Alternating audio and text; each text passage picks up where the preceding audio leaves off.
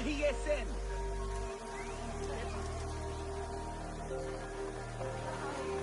Sanib Meriyetsen.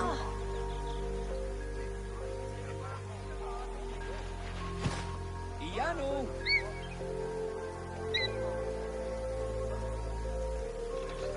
Sebukhanamet.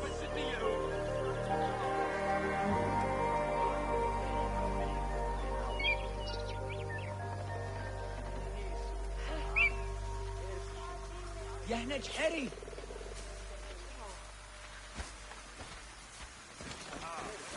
هم خوتت نفر ورد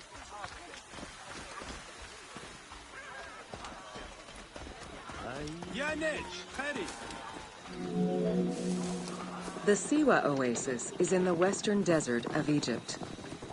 Geographically, the Siwan Oasis is located in a depression 20 meters below sea level. Its natural springs and warm climate aided in the bountiful production of date trees. Though clearly influenced to some degree by Egyptian and African culture, the area's isolation resulted in a unique society and language. While they worshipped the same deities, Siwan temple architecture differed from traditional Egyptian temples.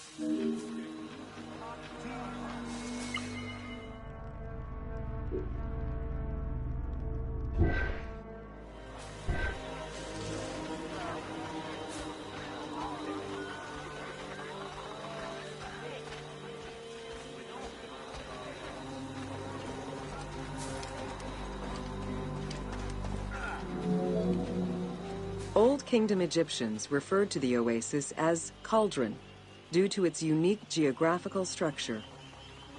Oases were crucial for nomadic tribes and caravans. Without them, there was no chance of survival in an otherwise harsh landscape. As such, oases quickly became hubs for trade, as well as areas of political control.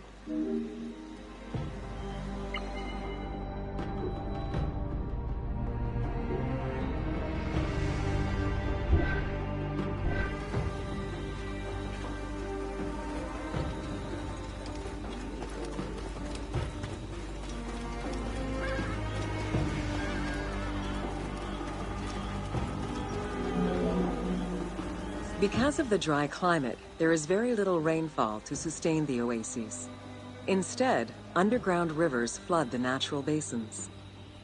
Since many oases have a north-south orientation parallel to the Nile, some geologists suggest they were once tributaries of the mighty river. There is evidence that ancient Egyptians attempted to create some oases.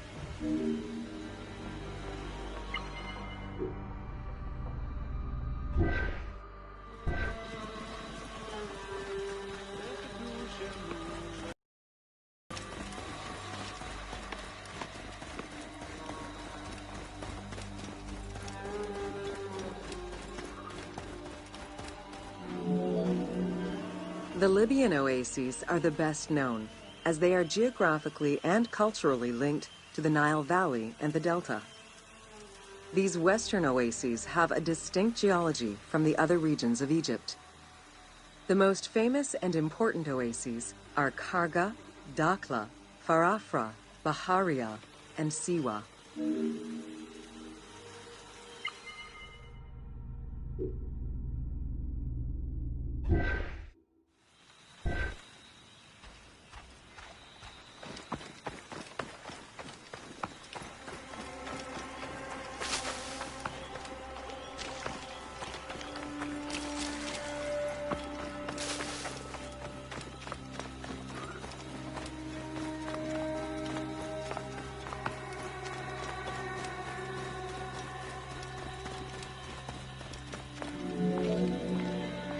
The Spring of the Sun is one of many thermal sources in Siwa, with the particularity that Cleopatra would have bathed in this one, giving it its name. The presence of the source beneath was attested already by Herodotus during the 5th century BCE, when the oasis was called Amuneion by the Greeks of Cyrene.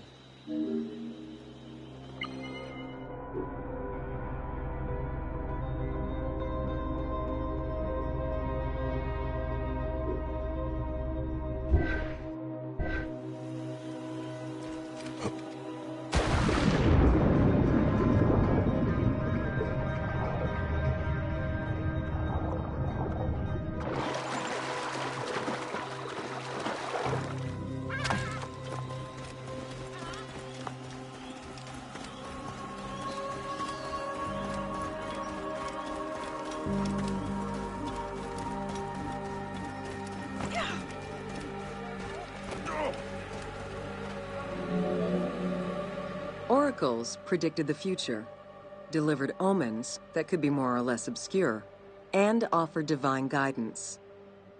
The Siwan Oracle was considered one of the three greatest of the ancient world, alongside the oracles of Delphi and Dodoni. Because of the Greek colonies in Cyrenaica, the temple associated Zeus with the worship of Ammon.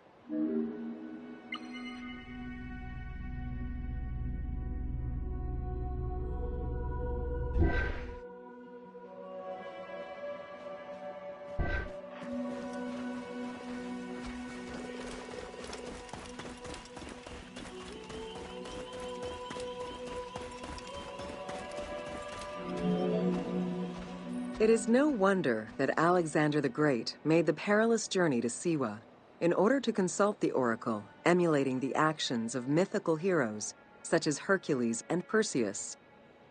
This action earned the approval of the oracle, who validated his claim as Pharaoh of Egypt.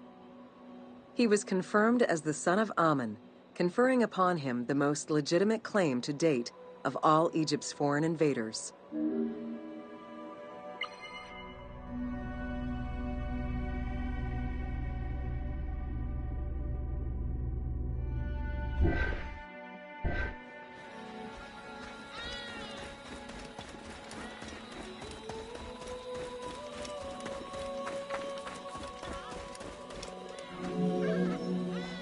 The powerful and the rich would send gifts or travel great distances in order to ensure their good fortune by gaining the blessing of the Oracle of Siwa.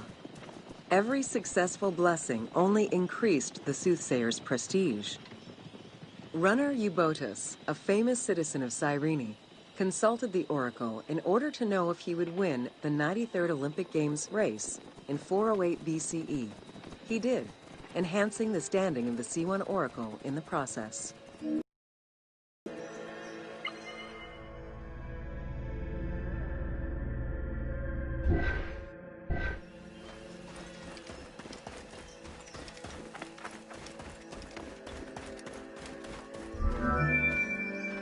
The Temple of the Oracle of Ammon was built in the 6th century BCE by Pharaoh Amasis.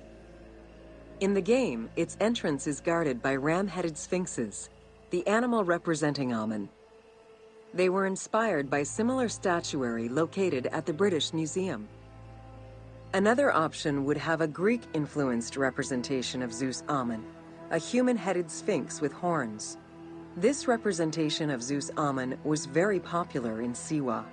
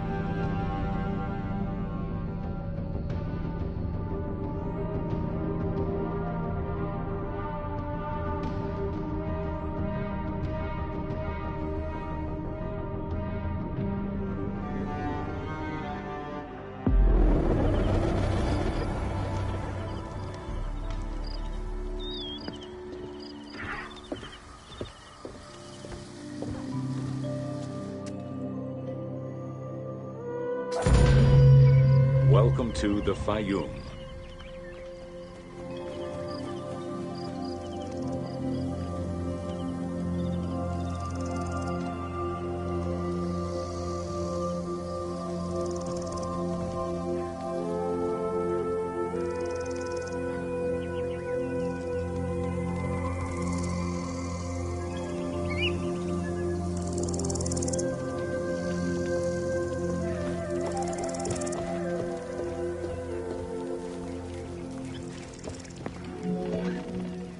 The Fayum Oasis is an enormous basin in the western desert that formed from the Nile's overflow. As such, it is not considered a true oasis, though it gives its name to the region, which covers Lake Moeris. The oasis harbors some of the oldest archaeological artifacts of the region, indicating that the area has been inhabited by hunters and gatherers since the Neolithic period.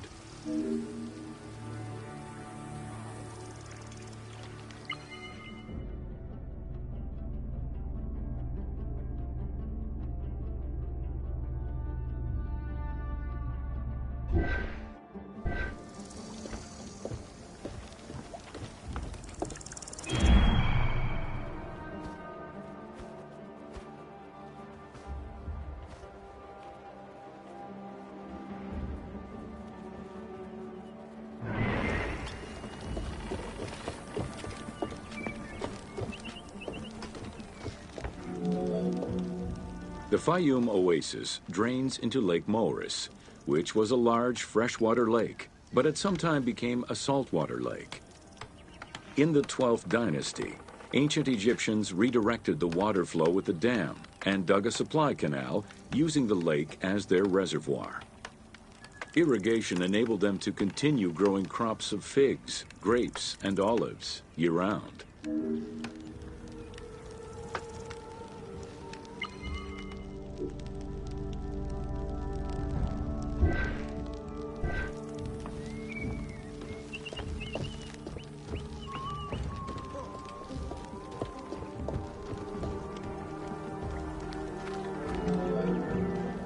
Reed boats, feluccas, triremes, and kerkeros were the most commonly found craft within the landlocked waters of Egypt.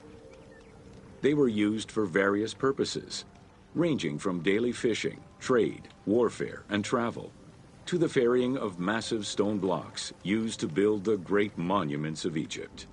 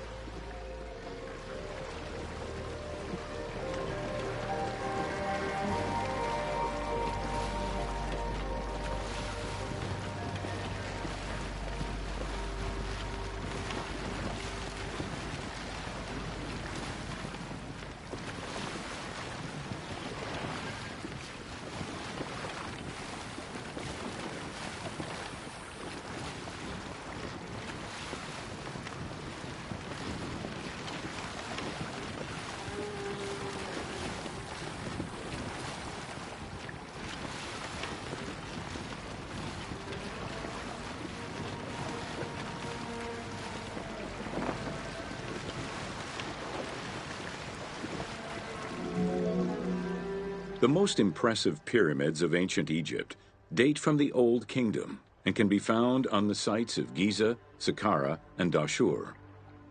However, one particularly famous pyramid of the time is located elsewhere. During the Middle Kingdom, some pharaohs chose the Fayum as their final resting place. One such ruler was Amenemhat III. His pyramid left a mark on the imagination of antique chroniclers.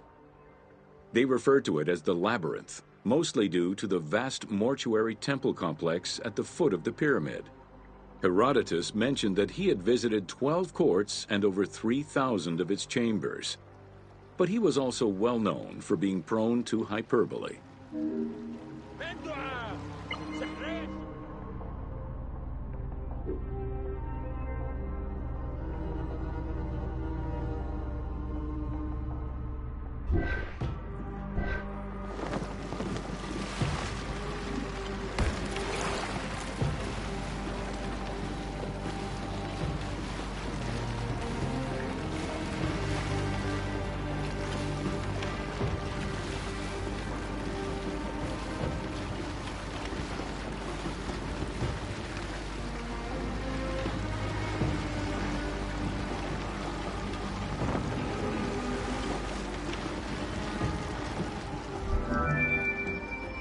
Amenemhat's pyramid was built with a brick core and covered with stone slabs, designed to be impenetrable.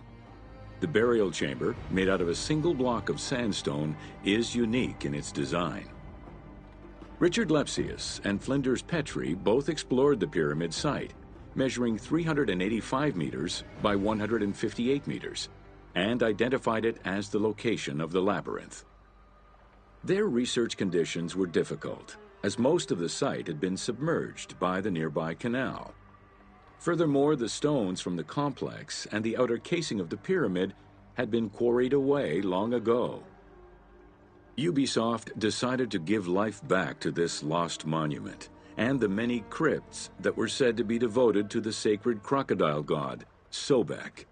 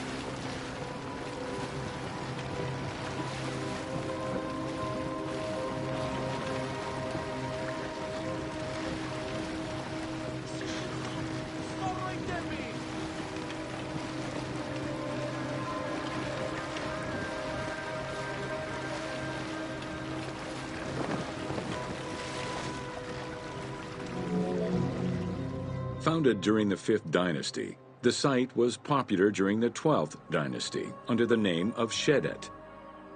During the Ptolemaic era, the metropolis was named Crocodilopolis by the Greeks, in honor of the crocodile god Sobek. During the Greco-Roman era, the Cleruks, soldiers of the Ptolemies, settled there after their military service and expanded the irrigation systems. Irrigation and water distribution tripled the arable land and turned the city into a lush and rich area. 27,000 inhabitants lived in its precinct at its height. The city's location was strategic in controlling the many small waterways connecting to the main canal, and thus the Nile.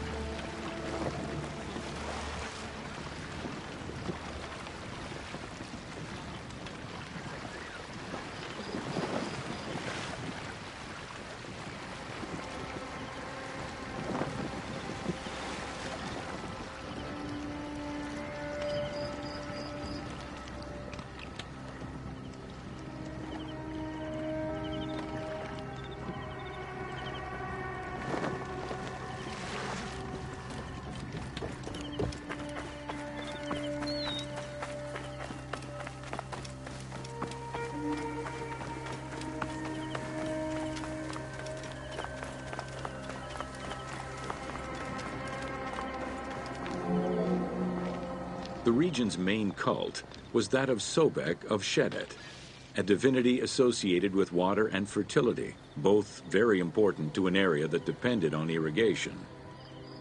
Many local villages had the title Town of Sobek added to their official designations.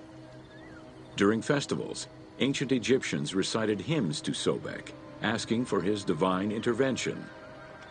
Greek settlers and later Romans would help the Temple of Sobek's economy to flourish by adopting the local embalming mortuary rites. Their sarcophagi were beautifully painted and adorned with amazingly realistic portraits.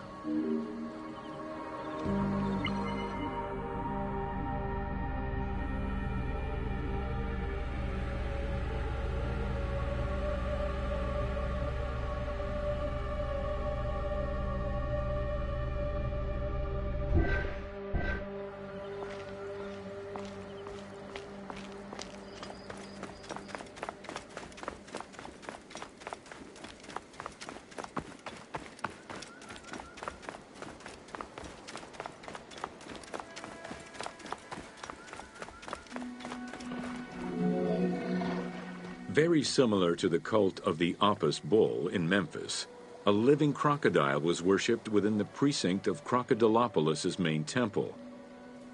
Known as Sobek to the Egyptians and Sukkos to the Greeks, it was reported by Strabo that priests fed it with meat, wine, and honeyed milk. They covered its body with jewels and gold. After its death, it was embalmed and placed within the crocodile's grotto, alongside thousands of other mummified crocodiles.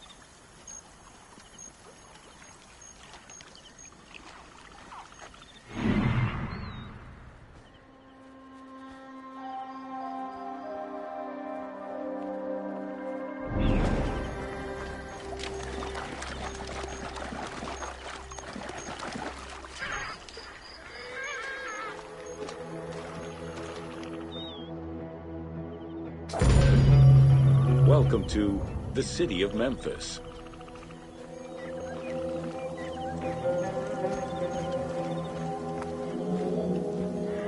Throughout all ancient Egyptian periods, cities had one thing in common. They were situated along the Nile's shores. Cities were often designated for government or for worship. Major cities had several temples dedicated to numerous gods and goddesses. Egyptians referred to the organization of their cities as a sepat, or later on by the Persian term nome. There were 20 sepat in Lower Egypt and 22 in Upper Egypt. The capital city of ancient Egypt changed many times over the periods.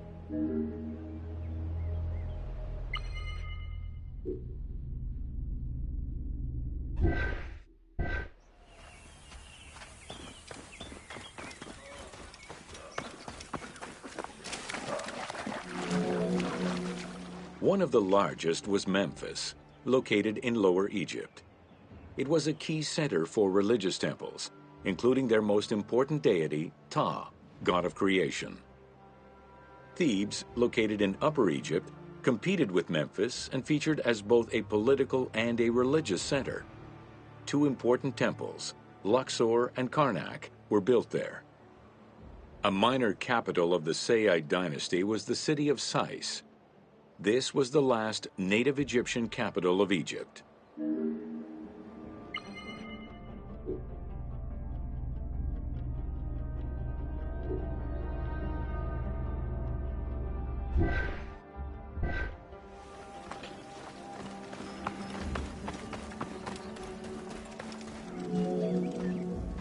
During the Third Dynasty, under Pharaoh Djoser, Memphis became the first religious and administrative capital of Egypt.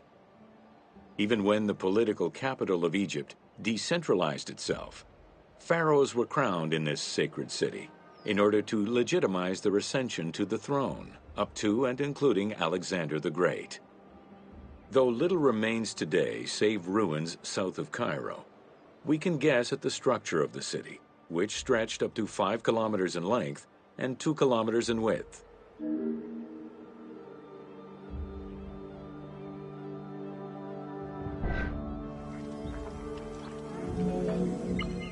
During the Third Dynasty, under Pharaoh Djoser, Memphis became the first religious and administrative capital of Egypt. Memphis was also referred to as the City with the 100 Doors, or the White Walls. These names were in reference to the wall which surrounded the city. Under the protection of Ptah, god of craftsmen, the city was a thriving religious and economic hub.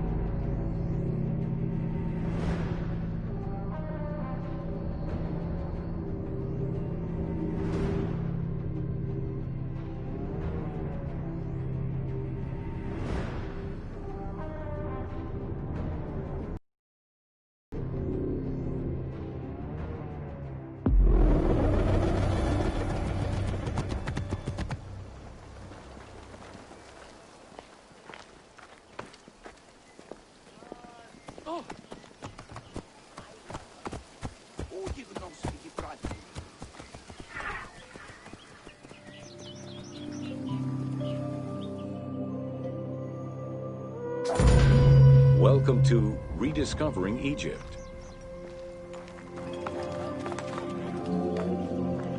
In the 19th century, the increased intensity of tourism and excavations, as well as the outflow of antiquities to other countries, threatened Egypt's archaeological heritage. Egyptians took part in this destruction by ransacking sites for artifacts to sell, quarrying stones from ancient monuments, and removing sebak, ancient mud bricks, to reuse for their own purposes.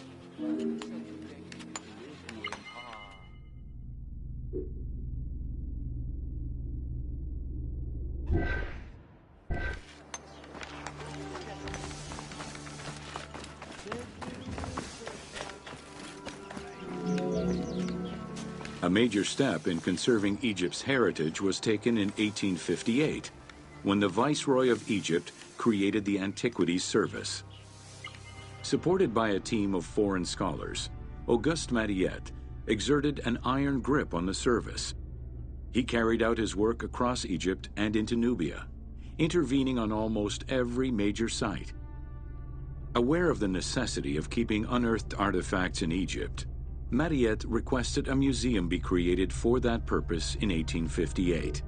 This museum was the ancestor of the Egyptian Museum.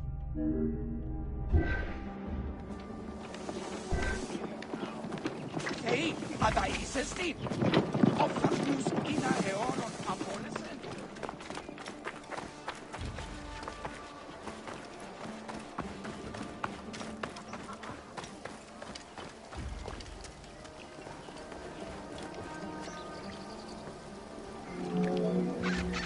Gaston Maspero, Mariette's successor, expanded and reorganized the Antiquities Service and instigated laws regulating the export of artifacts. French scholars ran the service until it passed into Egyptian hands in the 1950s. As of the mid-19th century, Egyptology was fast becoming a recognized discipline within both private institutions and learned societies.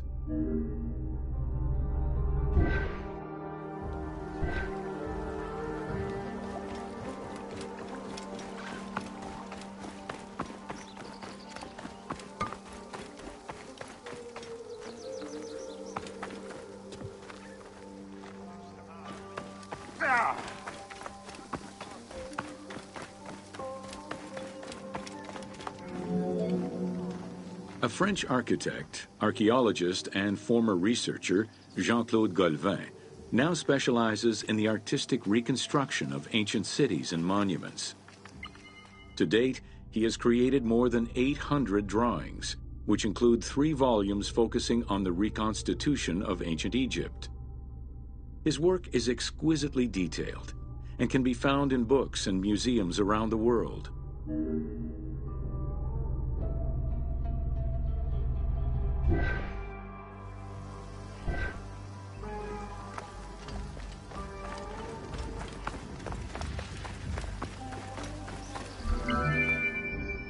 The team was thrilled to collaborate with Jean-Claude Golvin in order to recreate Egypt for the game. In the 19 exclusive watercolors he created for the team, Golvin used scientific data as the base, and then extrapolated to provide a full interpretation of various locations and monuments in ancient Egypt. Both early sketches and fully rendered images were then used by the team as references while building the world of Assassin's Creed Origins.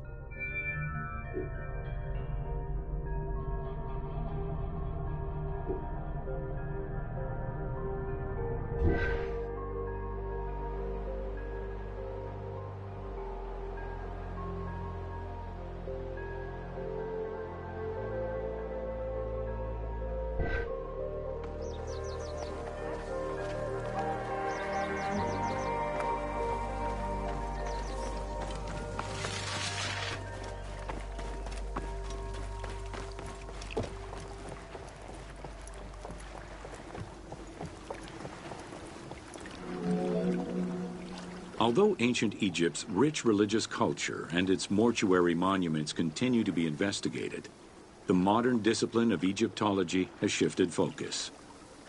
Rather than single-mindedly retrieving impressive artifacts, Egyptologists today focus instead on increasing the body of knowledge. In the past, excavations took place in the field, and while that is still the case today, much of the work on Egyptology now takes place in libraries and archives.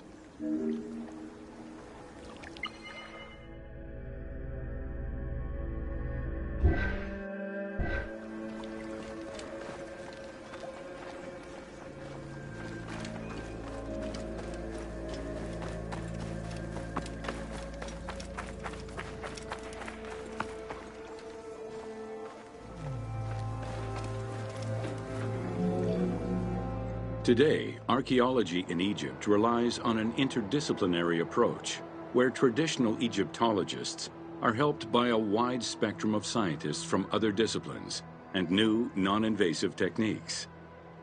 GPS data, satellite imaging, and ground-penetrating radar allow archaeologists to gain a sense of what lies underneath the ground before excavating.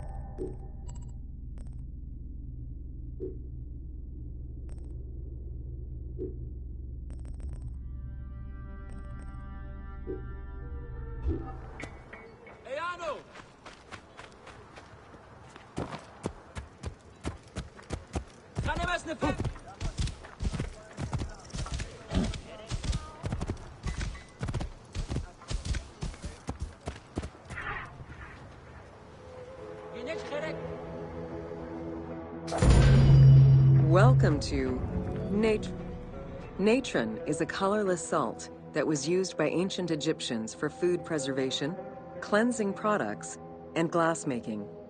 It was also used in the mummification process.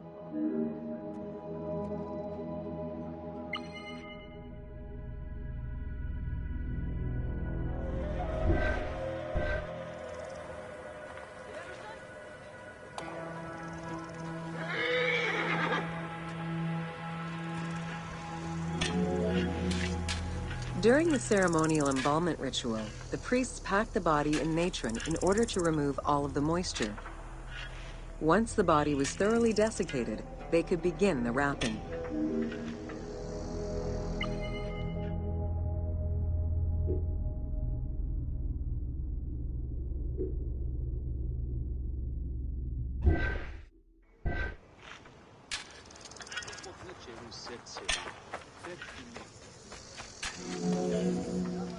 Natron was mined in Wadi Natron.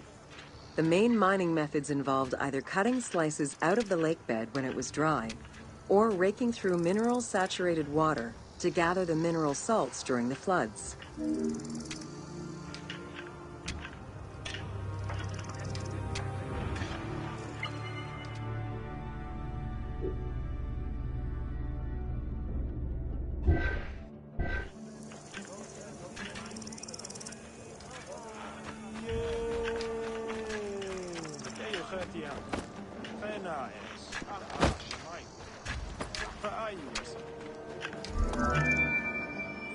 Both techniques are still used today and inspired the team in their recreation of the mines located in the mountains northwest of Memphis.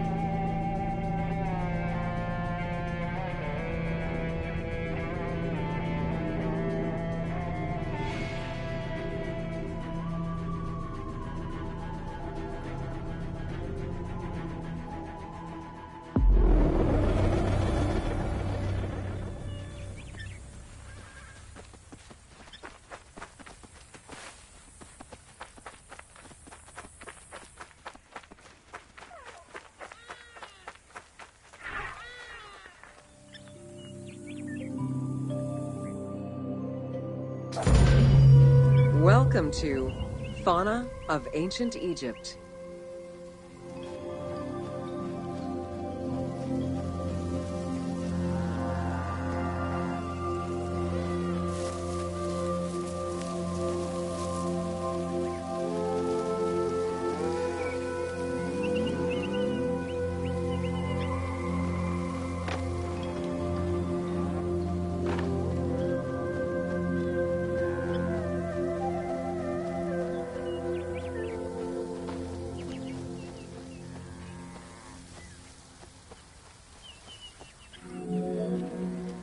Both domesticated and wild animals were features in ancient Egyptian bas-reliefs as early as the First Dynasty. While the variety of wildlife served as a reliable food source, it also influenced both culture and mythology.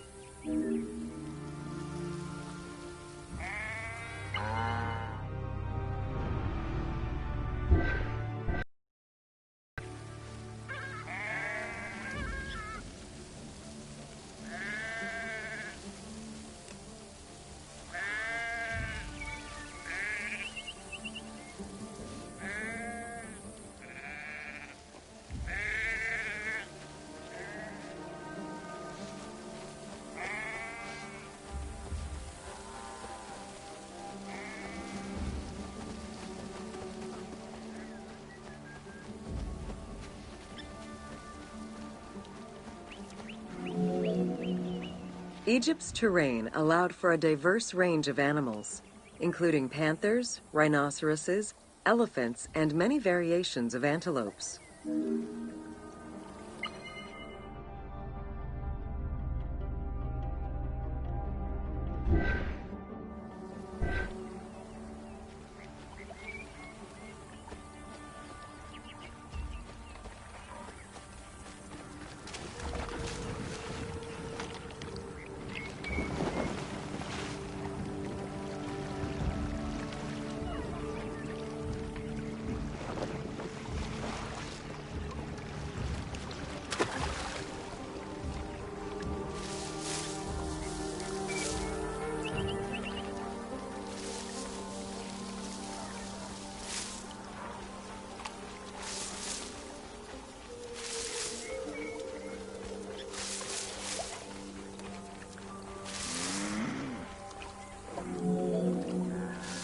The Nile was home to many species of fish, along with hippopotami and crocodiles.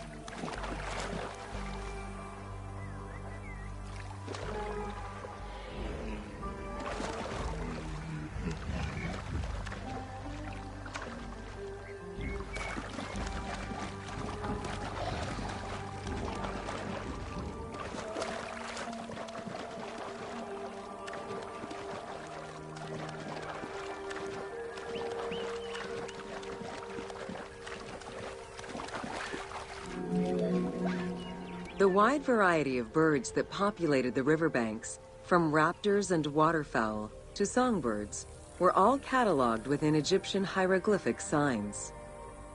Encounters with reptiles and insects such as cobras, scorpions, and scarabs, influenced hieroglyphs and art.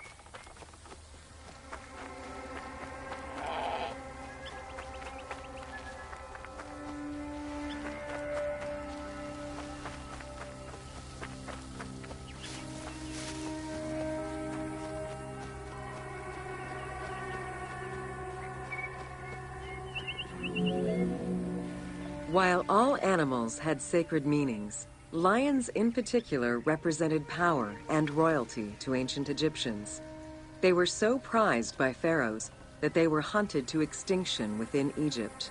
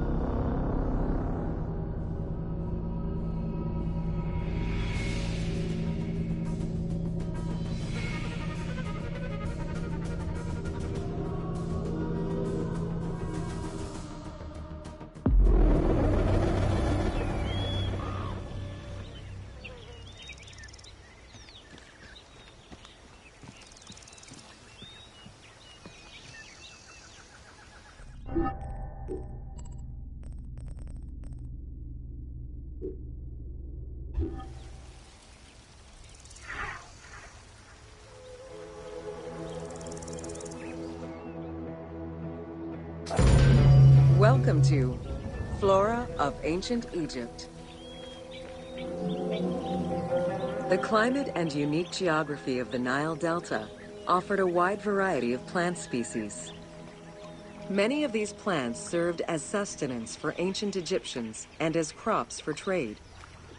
The Nile's consistent seasons allowed Egypt to sustain itself for centuries.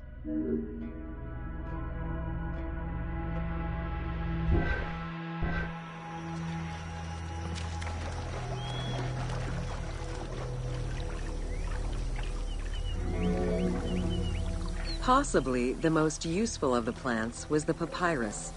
This tall sedge plant grew in abundance along the water's edge of the Nile. Commonly known for its use as paper, the ancient Egyptians found many other functions for it, including rope, sandals, and mats. Papyriform boats made from the plant are seen in paintings and reliefs, and were used in ritualistic ceremonies.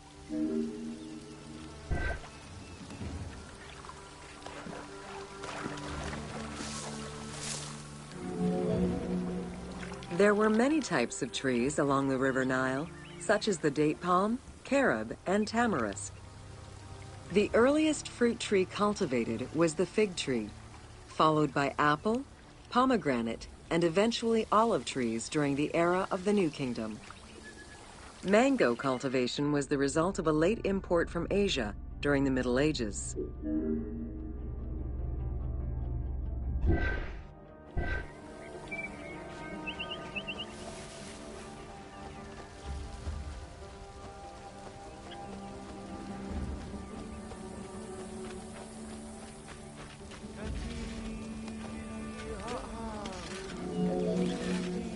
Some trees were associated with gods, such as the acacia with Horus.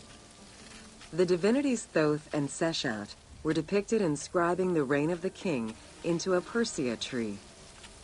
The sycamore was connected with the goddess Iset, patron of the ritual of life.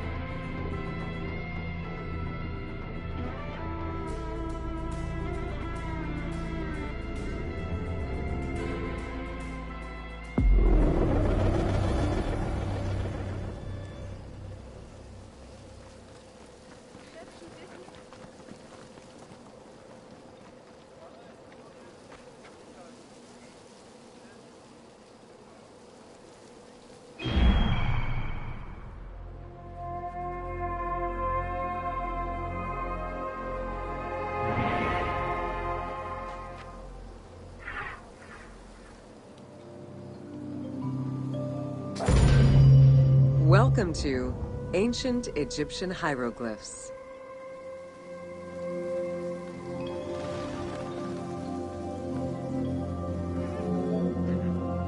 Hieroglyphics were used as sacred writing, appearing on monuments, statues, and sacred papyrus texts. The earliest symbols that resemble hieroglyphs were on pottery dating back to 4000 BCE. This stylized form of signs and drawings was the only writing used from its ancient origins to the end of pharaonic history. Ancient Egyptians referred to hieroglyphs as the writing of the gods.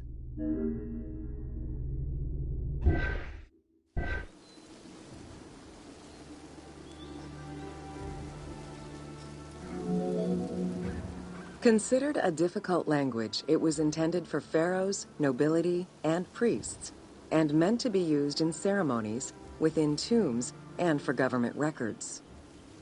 Since few Egyptians were able to read the ancient hieroglyphs, the mythological aura around the language was persistent, even in their own culture.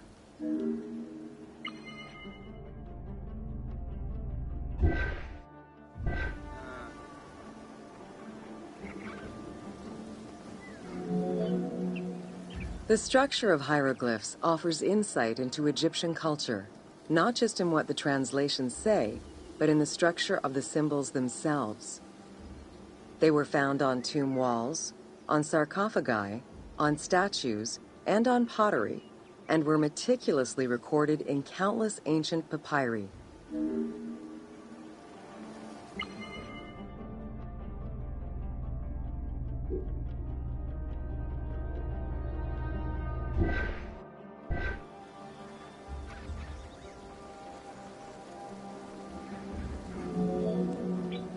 In many temples, priests would perform rituals and daily offerings.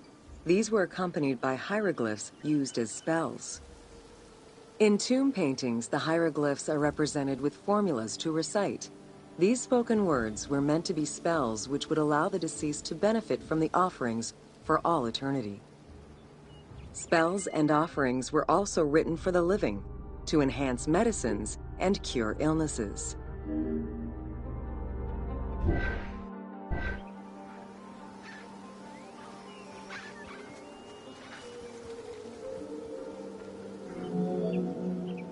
The most famous of ancient Egyptian documents is the Book of the Dead. Written in hieroglyphs and hieratic texts, it depicts important spells and rituals. These spells were intended to ensure a smooth transition from life to death and allow the deceased to safely navigate the perils of the afterlife.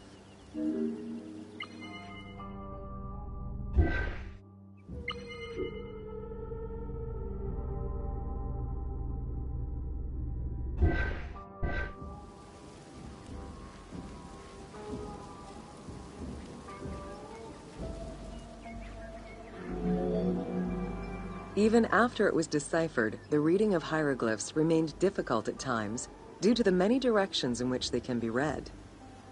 Depending on the orientation of the signs, hieroglyphs can be read left to right, right to left, horizontally or vertically, though never bottom to top.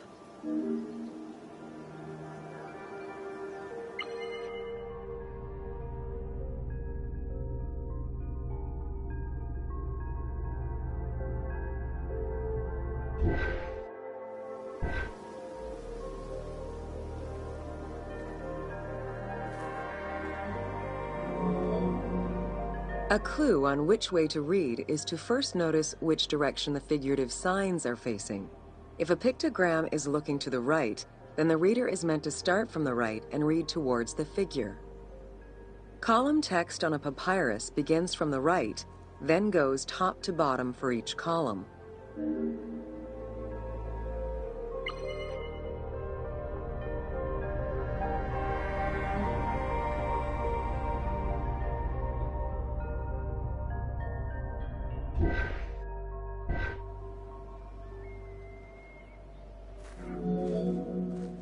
Text written on tomb walls resembles the structure of a page from a comic book. The text can be placed in front, behind, or above the character, and its symbols look in the same direction as the character. Another clue is that the name of a god or hieroglyphs meaning gods or kings are always written before the descriptive text.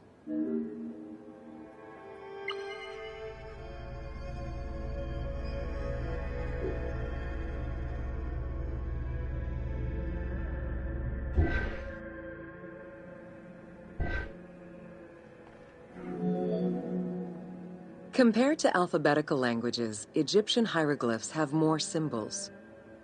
Confronted with the absence of vowels, the Egyptians invented a category of signs. When placed at the end of words, these signs help inform its meaning. For instance, a drawing of a lion will refer to a lion and also relate to the abstract concept of a lion.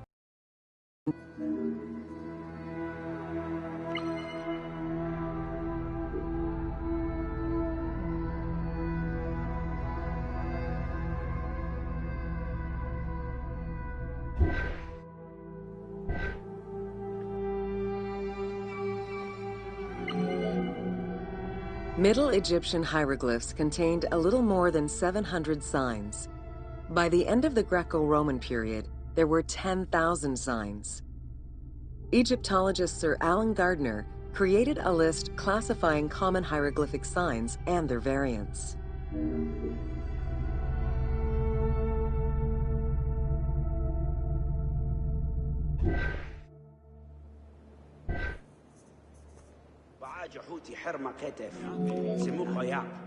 Ancient Egyptian languages have many similarities with Asian and African languages. They have evolved in similar ways to the various forms of written Egyptian. These languages belong to the Hamito-Semitic group. There were 5 clear evolutions in the Egyptian language, each with their own distinctive structure. These languages are known as Old Egyptian, Middle Egyptian, Late Egyptian, Demotic, and Coptic. Coptic is the only living language that allows linguists to define the vowel structure and to distinguish different dialects.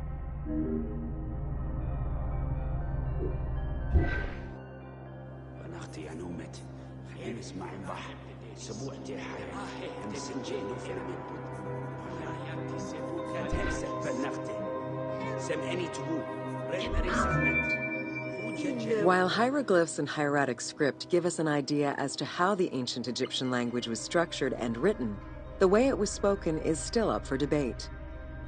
The team opted for English as the spoken language, with the characters using ancient Egyptian and Greek words and accents. The language that is spoken in the background by the crowds is largely based on Sir Alan Gardner's Egyptian grammar. To help resurrect a dead language, we consulted Egyptologists and dialogue coaches to establish our target sound and cast actors with Arabic, Hebraic, and African backgrounds to bring the game to life.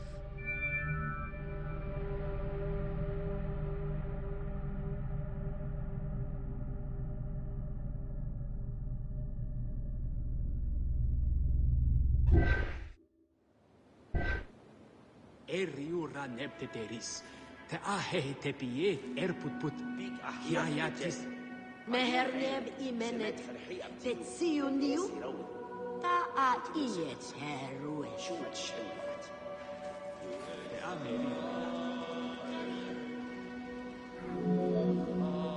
After Alexander the Great's arrival in Egypt and the establishment of his reign, Greek became the language used by the governing bodies.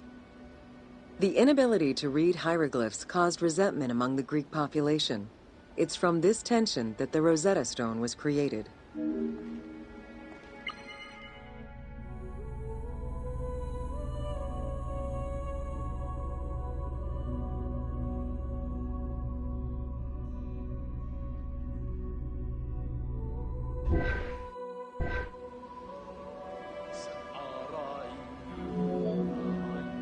The spread of Christianity ended pharaonic culture and resulted in the destruction of its pagan monuments. This also marked the end of hieroglyphic writing and understanding.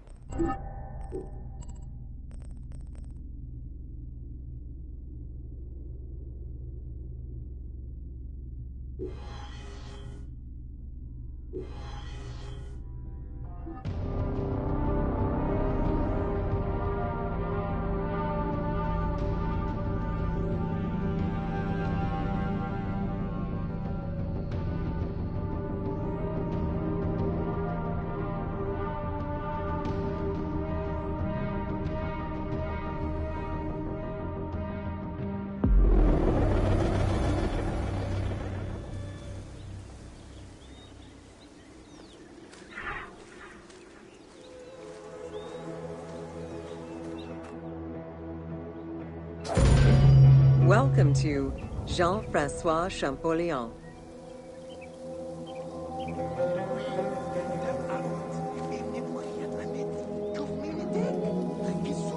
Between the 5th century CE and the Renaissance, knowledge of hieroglyphs was entirely lost. Many enthusiasts tackled the challenge of deciphering the language with little success. Some groundwork was made with various researchers identifying names and some grammatical structure, and confirming that cartouches were markers for royal names. They were still missing a critical piece of information that would eventually be revealed thanks to the discovery of the Rosetta Stone.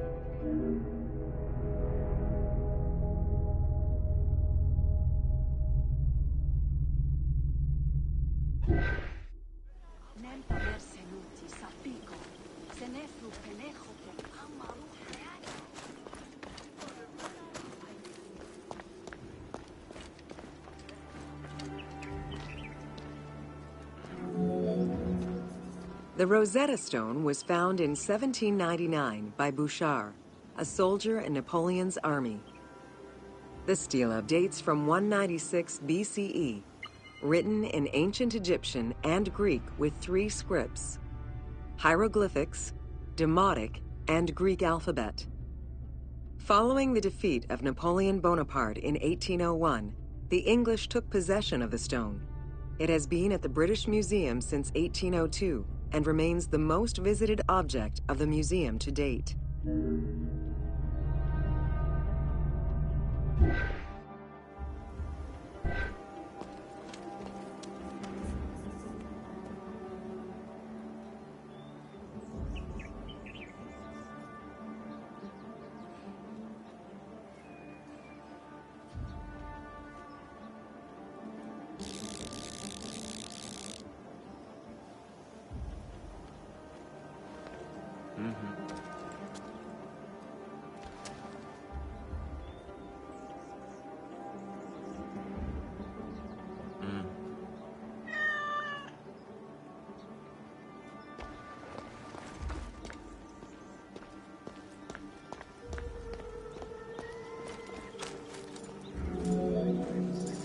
The first translation was of the Greek section only in 1803.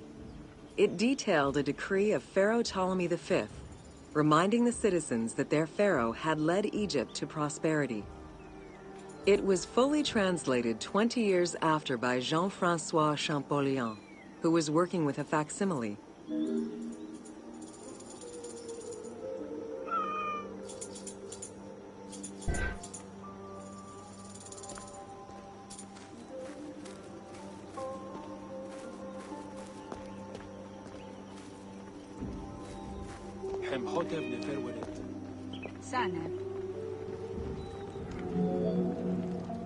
Through his studies of the stone, Champollion was able to make a critical observation that would unlock the whole mystery: that hieroglyphics were not only ideograms, but also phonograms. Hieroglyphs consist of phonetic glyphs, single characters, and logograms. Essentially, they are a combination of phonetics, alphabet, and full words, which in total form a language.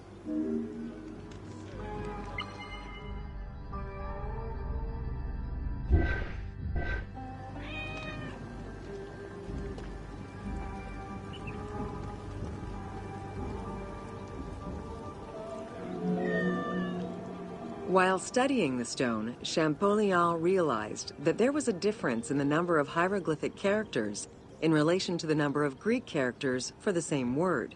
This led him to believe that hieroglyphs must have phonetic characteristics.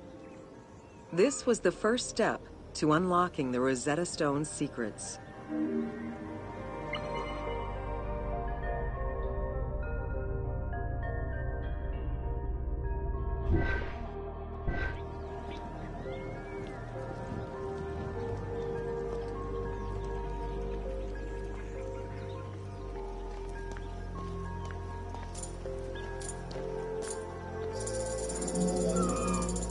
To prove this theory, Champollion began identifying Egyptian rulers' names and then compared their phonetic pronunciation to the Greek version. For example, Cheops had been the Greek name given by ancient chroniclers to the owner of the Great Pyramid, Khufu.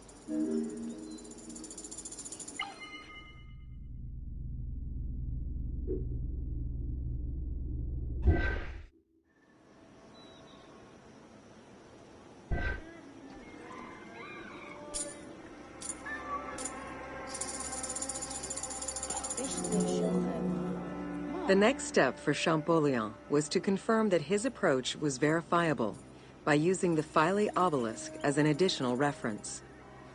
Engraved in the obelisk are 2 inscriptions in Egyptian hieroglyphs and Greek. Once he confirmed the names of Ptolemy and Cleopatra within these texts and confirmed the same phonetic patterns as on the Rosetta Stone, Champollion knew he was on the right track.